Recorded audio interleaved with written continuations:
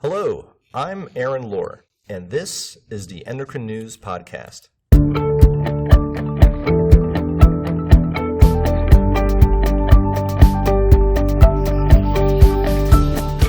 You don't have to live long on the earth to realize that life is a series of ups and downs. We have good days and bad days, whether it's at home or in the workplace. For the endocrinologist, that bad day can happen when a grant application or journal submission is rejected, or it could be a misstep with a patient or in the lab. Today we'll be talking about resiliency and bouncing back from those rough days. I'm very fortunate to have guest hosting with me today, Dr. Cecilia Lo Wong. Dr. Lo Wong is Associate Professor of Medicine at the University of Colorado School of Medicine. She's also a member of the Endocrine Society's Trainee and Career Development Core Committee. Thank you for joining us today. It's my pleasure. And also with us are Dr. Joy Wu, Assistant Professor of Medicine at Stanford University, and Dr. Rob Folks, Associate Dean for Postgraduate Learning and Teaching at Royal Veterinary College of the University of London. Thank you both for being with us today. It's great to be here. Thanks for having us. So bouncing back from failure isn't easy. I wonder if we could start by just being a little bit vulnerable, maybe sharing a time where resilience sort of helped you through a bad day. To be fair, it's quite tricky to think of single occasions. I can think about periods of my career where, you have to suck it up and get through it. And I guess early on as an early career researcher, maybe my first few years as faculty, I was quite lucky in getting a big grant relatively quickly. And so I sort of had a false impression of how easy it was to have an academic career. And as that period of time goes on and you spend that money and you start putting in follow-up grants and they bomb, and then you run out of money, and then you're still submitting stuff that isn't getting funded. I certainly had 2 or 3 years where I had no direct funding at all. And then you really do doubt whether or not you're cut out for this at all.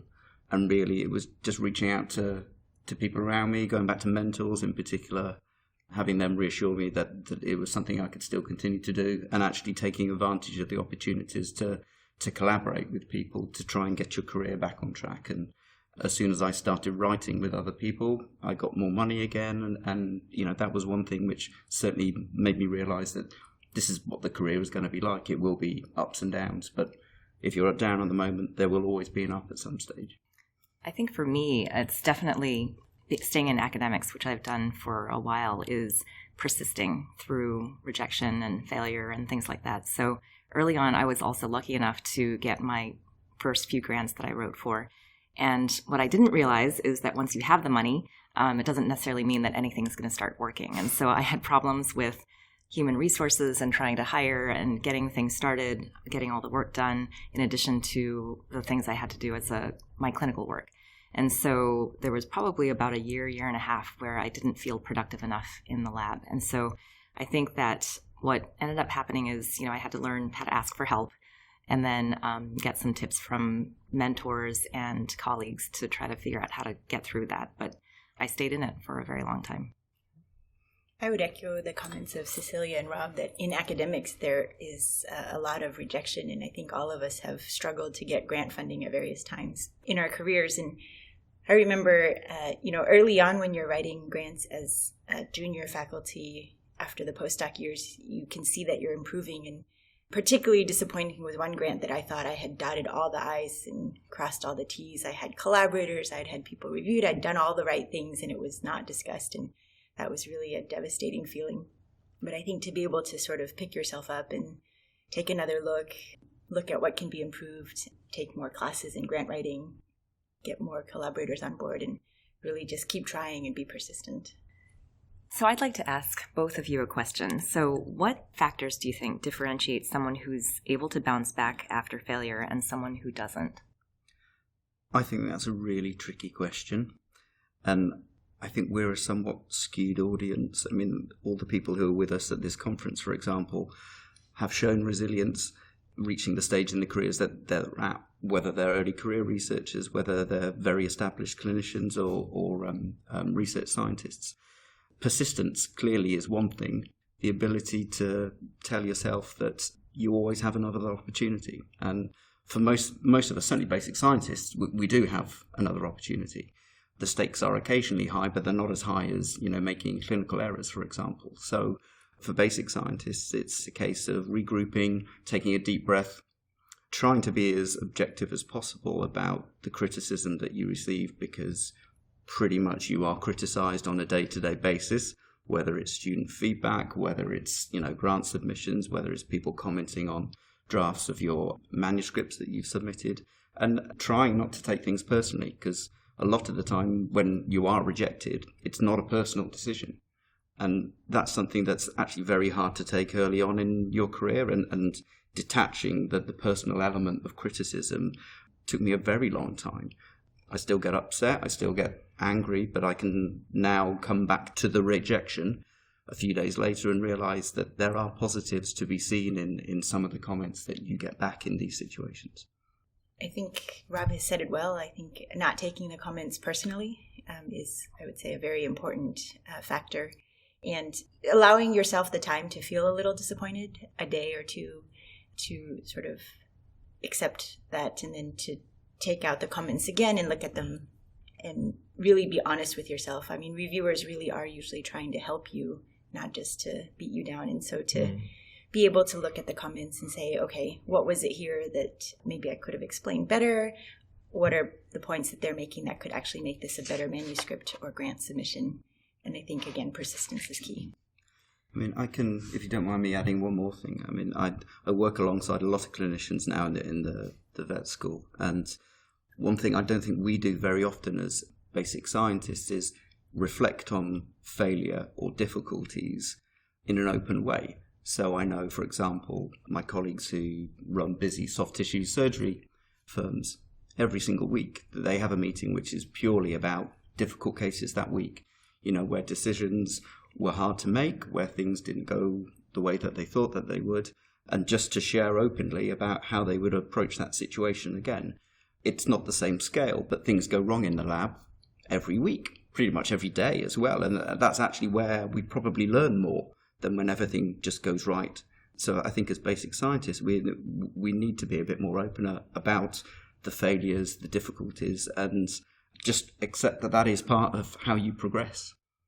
I think both of you have brought up really important points, and one of them is to debrief after something has happened. So acknowledging that it happened, and then feeling kind of the feeling, I guess, but then not dwelling on it. I think it's so important. And then thinking about strategies for moving forward. Yeah, it's funny as I hear you all sharing that it's almost like the initial expectation is that failure should never happen. And what we're hearing is failure is going to happen. It's probably going to happen quite a lot. It's not so much that it's not going to happen, but how do you get through it once it does? Well, it's human nature. I think everybody wants to be told that they submitted the perfect manuscript and it will be accepted without a word of change, or that the grant was, also perfect and will be funded as is. I think that's what we're all hoping, but I've never seen it happen. Well, and I also think that it's human nature to focus on the negative or on the things that went badly. And so I think stopping and reflecting on things that maybe went well, and then learning from the things that didn't go as the way you planned, so important. But I think those negative things predominate because they're much easier to document. We invite people to comment on things, and most people are critical when they comment. So we see these things written, we hear these things as being negative statements. We're just not so good at telling somebody they've done a good job. This is a great piece of work. You dealt with that case particularly well. Those are the sorts of things that we just need a little bit more balance in how we assess our progress, I guess, day to day. Would you both agree that when we hear criticism, it's often more in the negative camp than it is in the positive camp? Well, I heard from my chairman recently that negative comments stick 5 times as much as positive comments. So I think we also, even if we are given an equal number of positive comments, you tend to remember the negative ones. I think that, again, is just human nature. So keeping a running list of things that I think have gone well might be a useful strategy. And of course, this is a population of people who are typically, they exhibit imposter syndrome. So when you are an individual who displays those traits and you're told that you're not doing a great job, then that just reinforces, lack of self-belief. I don't have imposter syndrome. I know my limits. so, which I think is also one way to build more resilience, is realistic expectations. And then hopefully you'll surpass them more often than or meet them or fail to meet them. So that's one thing I want to talk about is if we considered resiliency to be a skill, like any skill you need to train it, you want to build it up. What are some ways that we could help build up the skill of resiliency? It sounds like just basic humility, might be one step in a direction, but what are some other things? Again, I think it's a really tricky question, but I do agree that it is a skill. But it's something that you acquire through frequently being rejected.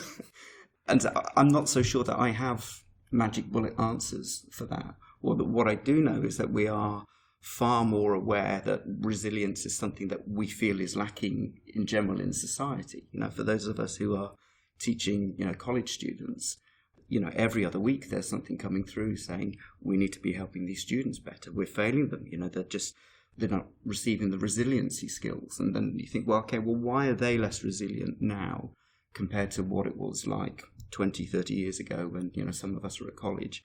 And then you look at the model then and assume that because we've turned out okay, that what happened back then is clearly the way to build resilient people. What happened back then was just basic neglect. So I'm not so sure that that's the thing to help train resilience. But again, certainly being honest with yourself about your capacity, your skills, and what you could do to do something a bit better is probably the best way to equip yourself for future disappointments. I think you can try to reframe rejection as opportunities so that, again, reading the comments and saying, this is a chance to make something better in the writing of the grant or the manuscript. I think it's important to have a supportive network, other people who are doing the same things you are. Sometimes it feels like everybody else is very successful. At my university, you wake up every morning to the email celebrating the faculty member that just got a $10 million NIH grant or published in Nature, and it can feel like everybody else is having success after success. But when you talk to other people who are in similar positions, you realize everybody's encountering the same disappointments and frustrations, and it can be encouraging to hear. And then, for me personally, many of you know that I'm very active on Twitter, and it's been a place where I sometimes will share the frustrations that happen. And Rob has been one of my greatest sources of camaraderie and comfort, I think, in those times when your grant was rejected and you just want to share a pout online. So let's say I just got a rejection letter in the mail, and I'm feeling pretty discouraged. So what techniques do you advise me on to bounce back from something like that? I think it depends if it's paper or grant, and also it depends which country you're in for starters. If it's a grant, quite often in the UK, you don't have that much recourse in terms of going back and getting feedback from the panel. And if you do get feedback from the panel, it can be as little as a sentence, which doesn't particularly help you necessarily. Paper-wise, what I've learned to do is, because I've had several rejections regularly, is what I said earlier, which is read it, let myself have an emotional response to it, which I pretty much always do. And if I am upset and angry about it, quite often I will write a rebuttal in the moment. What I've learned to do is not to put an address in the email box and to sit on it for a bit and then to show it to a colleague, most of the time who will read it and say, that's great, don't send it. And that's just enough of a cooling off period for you to go back and have a look, to do exactly as Joy said, reframe that rejection, see where actually there is praise in what you've submitted and to be judged by somebody else. There's something positive with what they've pointed out could be done better. And sometimes there's stuff which is just out and out wrong. Sometimes you can do something about that. I've certainly learned from my brief time working in the US, having really good US mentors, that it's not always the case that you have to take stuff lying down. I think that's a very British way of life, which is, I'll just let this happen to me. But, watching PIs that I work with in the US respond to criticism in a constructive way and politely pointing out, actually, I think either you've misinterpreted this or you are mistaken, or thank you, but we do have something which further supports whatever it is that we're trying to get published or get money for. That's been a skill that I certainly appreciate, having learned from my US mentors. I think it can be very helpful to share the comments with someone more senior, a mentor or someone who can give you the perspective. So I remember from my own experience as a graduate student and then now seeing the responses of my own trainees to manuscript rejection letters, that often if you read between the lines, it's much more positive than you think it is at first glance. And so having that perspective from someone who's been through this many more times, and as Rob says, often these can be revised and addressed again. And then likewise for the comments from a grant review, to have somebody really look at it and say, well, is this sort of dead in the water, or is it something that, they actually really liked, but there were certain things that just needed to be tweaked a bit. So all rejections are not the same, although they can feel that way at first. And I think having somebody who can help you put it in perspective can be very helpful.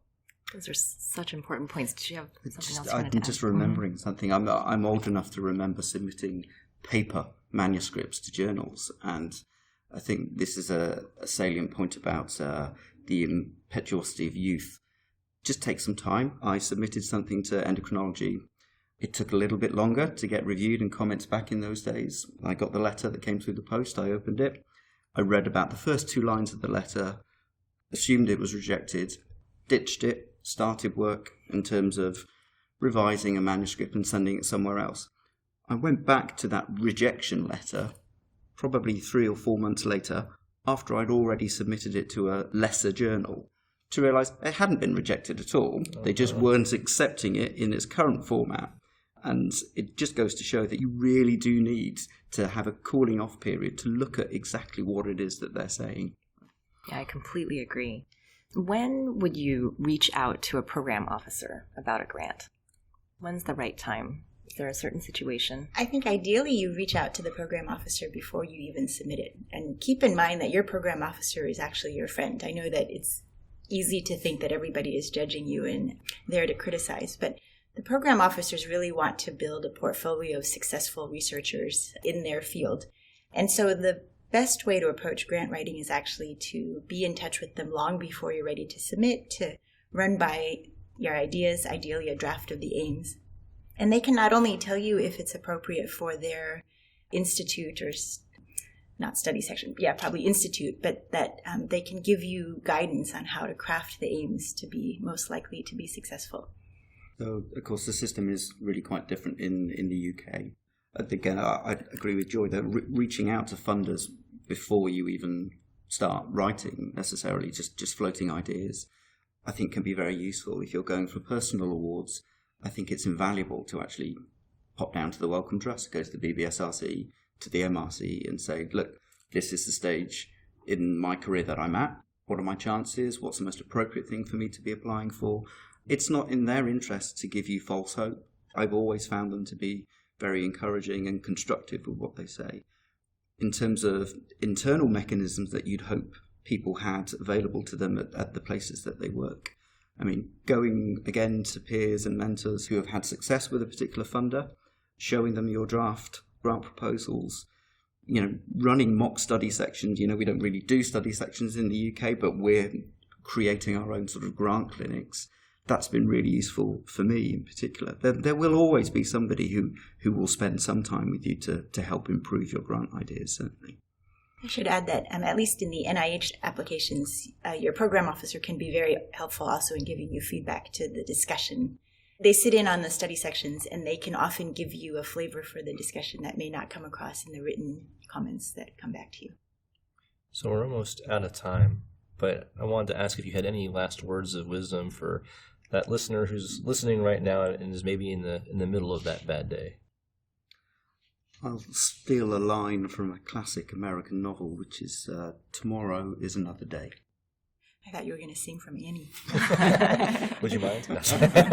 Later, Aaron. Okay, thank you. I think the couple of times in my career where, as others have alluded to, there were sort of patches of really not enough funding or not enough productivity. I think over time you come to realize that really sometimes it is darkest before the dawn, and that any moment it could turn around, and that really you're not alone. There are a lot of people around to support you.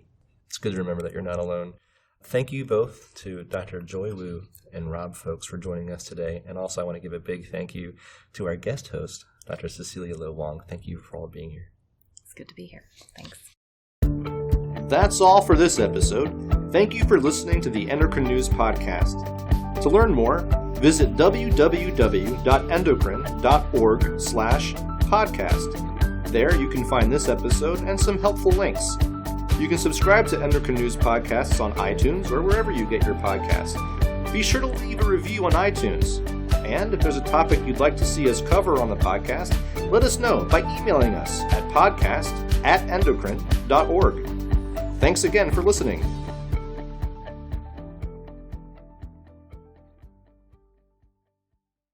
Endocrine News podcasts are a free service of the Endocrine Society. To learn more or to become a member, visit the Society's website at www.endocrine.org.